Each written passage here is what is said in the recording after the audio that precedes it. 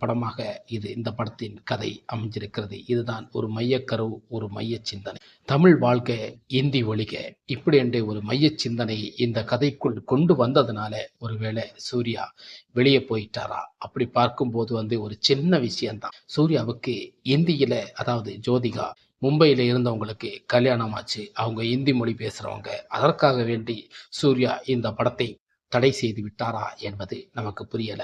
அல்லது கங்குவா போல ஒரு படத்தை கையில் வைத்துவிட்டு இது போன்ற படங்களை நடிக்க தயங்கினாரா என்றும் புரியவில்லை. சரி, சூர்யா இந்த படத்திலிருந்து ஒதுங்கிய பிறகு அதுக்கப்புறம் 2 நடிகர்கள் போட்டி போட்டனர். ஒன்று தனுஷ், ஒன்று எஸ்கே. இவங்க 2 பேரும் போட்டி போட்டதில் தனுஷுக்கு இந்த கதை ரொம்ப பிடிச்சிருந்தது. ஆனால் கிட்டத்தட்ட 1.5 ஆண்டு காலம் அவர் பர்மிஷன் கேட்டார். அதுவரை காத்திருங்க, நான் இந்த படத்தை நடிக்கிறேன், கதை ரொம்ப சூப்பராக இருக்கு அப்படின்னு சொல்லியிருக்காங்க. அதுவரைக்கும் கங்கன், அதாவது சுதாவுக்கு பொறுமை இல்லை. மீண்டும் இதை